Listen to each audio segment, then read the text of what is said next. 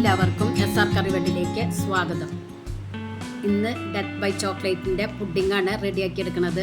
ഈ പുഡിങ് റെഡിയാക്കി എടുക്കാനായിട്ട് ആദ്യം നമുക്ക് ബട്ടർ മിൽക്കാണ് വേണ്ടത്. അതിനായി ഒരു ബൗളിലേക്ക് 1 കപ്പ് പാലും 1.5 ടേബിൾ സ്പൂൺ വിനീഗറും ഒഴിച്ച് ഒന്ന് മിക്സ് ചെയ്ത് മാറ്റി വയ്ക്കുക. അപ്പോൾ അവിടെ ബട്ടർ മിൽക്ക് റെഡിയായി.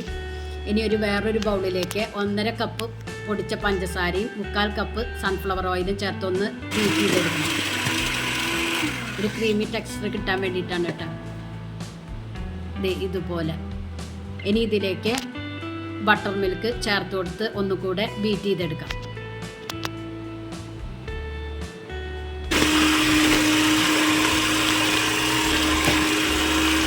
ഒരു അരിപ്പ വെച്ചിട്ട് 1.5 കപ്പ് മൈദയും 1/4 കപ്പ് കൊക്കോ പൗഡറും 1 ടീസ്പൂൺ ബേക്കിംഗ് പൗഡറും 1/2 ടീസ്പൂൺ ബേക്കിംഗ് സോഡ ഒരു നുള്ള് ഉപ്പും ചേർത്തൊന്ന് അരിച്ചിട്ട് ഇതിലേക്ക് ചേർത്ത് കൊടുക്കാം.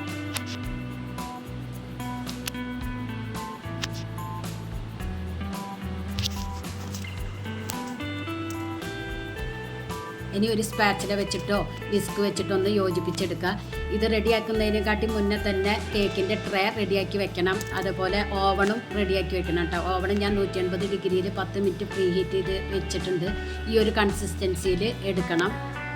ഇതിനി കേക്കിൻ്റെ ട്രേയിലേക്ക് ഒഴിച്ചു കൊടുക്കുക. ഇതിനുള്ളിൽ ഞാൻ ബട്ടർ പേപ്പർ വെച്ച് കൊടുത്തിട്ടുണ്ട് കേട്ടോ. ഇനി ഒരു സ്പാച്ചില വെച്ചിട്ട് ലെവൽ ചെയ്തതിന് ശേഷം ഒന്ന് ടാപ്പ് ചെയ്തെടുക്കണം. ഇനി നമുക്കിത് ഓവണിൽ വെച്ച് കൊടുക്കാം. നിങ്ങൾക്ക് വേണമെങ്കിൽ സ്റ്റൗ ടോപ്പിലും ഇത് ചെയ്തെടുക്കാം കേട്ടോ. ഞാൻ ഓവണിലാണ് ഇപ്പോൾ ചെയ്തെടുക്കുന്നത്. ഒരു 180 ഡിഗ്രി സെൻറ്റിഗ്രേഡിൽ 40 മിനിറ്റ് ഞാൻ വെച്ച് കൊടുക്കുന്നുണ്ട്. ഇനി വേണ്ടത് ചോക്ലേറ്റിൻ്റെ സിറപ്പാണ്. അത് റെഡിയാക്കി എടുക്കാനായി ഒരു പാനിലേക്ക് 1 കപ്പ് ഷുഗറും 1/2 കപ്പ് കൊക്കോ പൗഡറും 1/2 കപ്പ് വെള്ളം ചേർത്ത് ഒന്ന് മിക്സ് ചെയ്തതിന് ശേഷം ഒന്ന് കുറുക്കിയെടുക്കണം.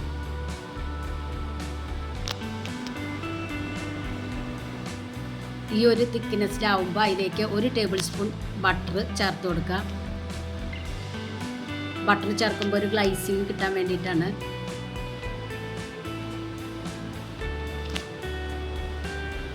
ബട്ടറൊക്കെ നല്ലതുപോലെ മെൽറ്റാക്കി എടുക്കണം. ഇപ്പോൾ ഇത് ഇവിടെ റെഡിയായി കിട്ടിയിട്ടുണ്ട്. ഇതിനി മാറ്റി വയ്ക്കാം തണുക്കാനായിട്ട്. ഇനി നമ്മുടെ കേക്ക് എന്തായി നോക്കാം.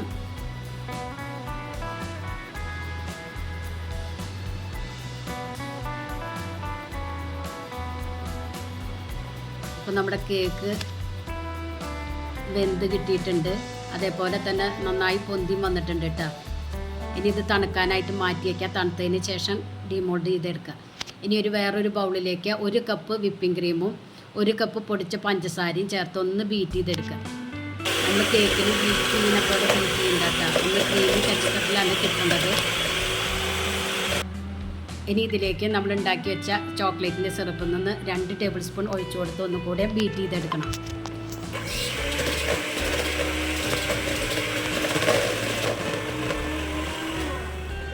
ഇപ്പം നമ്മുടെ വിപ്പിംഗ് ക്രീം ഇവിടെ റെഡി ആയിട്ടുണ്ട്. ഇനി നമ്മുടെ കേക്ക് എന്തായി നോക്കാം. അപ്പോൾ ഇത് കേക്കൊക്കെ ഒന്ന് തണുത്ത് കിട്ടിയിട്ടുണ്ട്. ഇതൊന്ന് ഡീമോൾഡ് ചെയ്തെടുക്കാം.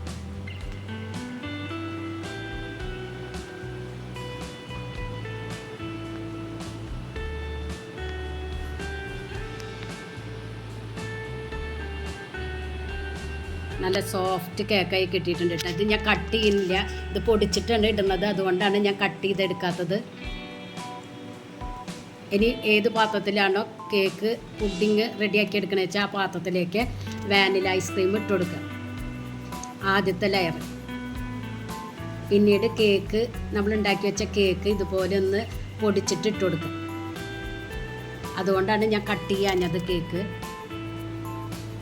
നല്ലതുപോലെ കവർ ചെയ്തെടുക്കണം കേട്ടോ. ഇനി മുകളിൽ തേനൊന്ന് ഒഴിച്ചു കൊടുക്കാം. നമ്മൾ ഉണ്ടാക്കി വെച്ച ചോക്ലേറ്റിൻ്റെ സിറപ്പ് നല്ലതുപോലെ ഒഴിച്ചു കൊടുക്കുക.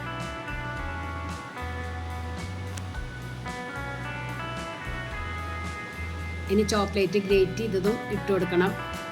അണ്ടിപ്പരിപ്പും ബദാമും ഞാൻ റോസ്റ്റ് ചെയ്തിട്ടൊന്ന് ചെറുതായി പൊടിച്ചെടുത്തിട്ടുണ്ട്. അതും ഇട്ട് കൊടുക്കുക. വീണ്ടും ഐസ്ക്രീം ഇട്ട് കൊടുക്കണം.